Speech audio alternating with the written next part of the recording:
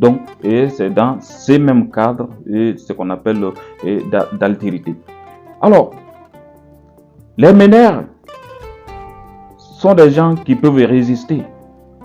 Voilà, ils ne s'accommodent pas forcément et il faut qu'il y ait une conviction. Ils cherchent à comprendre les choses et puis ils définissent selon leur manière et ils agissent en fonction de leur vision, de leurs objectifs. Et ça, c'est des meneurs. Et ceci, dans un premier temps, ils peuvent être rejetés par la société, mais par finir, les gens finiront par les regagner parce qu'ils ont leur vision, leur constante, leur démarche, donc qui font que voilà, ils restent constants et fidèles à leurs objectifs et par finir, ils seront suivis aussi par d'autres. Et c'est ça la société et comme ça la société évolue. Donc, comment faire pour être parmi les meneurs? Pour être parmi ce que nous pouvons appeler les leaders. Parce que le leader, c'est quelqu'un qui agit de façon prompte. Donc, il agit à la bonne manière et au moment opportun. Il n'a pas toujours besoin qu'on lui dise fais ça.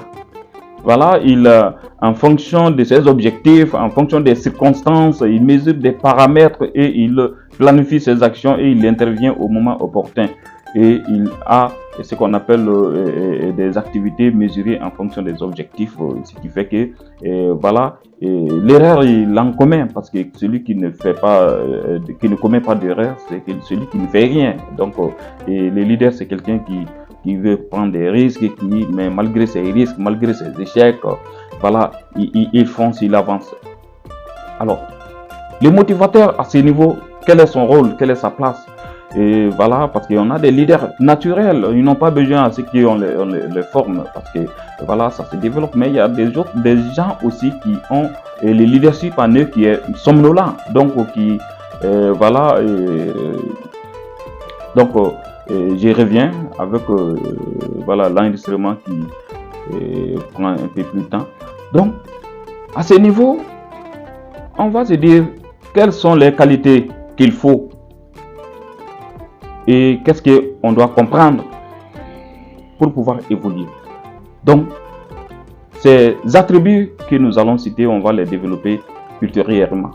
Alors, il faut d'abord exister. C'est la première ressource. Parce qu'on dit le capital humain. Ce n'est pas la ressource humaine, mais le capital humain. Parce que sans l'homme, voilà, il n'y a pas de développement. Donc, tout commence par l'homme. Il ne faut pas dire que je n'ai pas d'argent, je n'ai pas de relations, je n'ai pas ceci. Mais le fait d'être, je ne dirais pas le simple fait, parce que être en vie, ce n'est pas simple. Mais le fait d'être en vie, d'abord, c'est la première ressource à exploiter.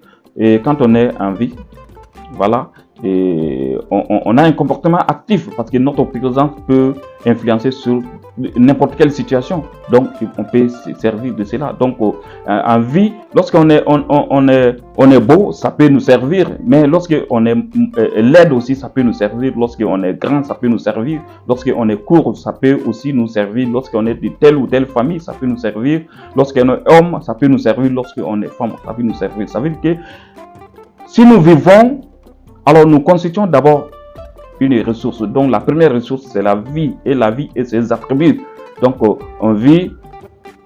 Alors déjà, on a ce qu'on appelle des ressources à ce niveau. Donc vivre. Alors vous êtes vivace, vous respirez, vous voilà, et vous êtes en bonne santé, vous êtes jeune. À ce niveau, on peut énumérer jusqu'à 5 facteurs qui peuvent amener le jeune à se motiver. Alors, tu es en vie, le premier niveau. Tu es en santé, ça c'est le deuxième niveau. Tu es jeune, ça c'est ce qu'on appelle le troisième niveau. Et quand on est jeune, on a la volonté.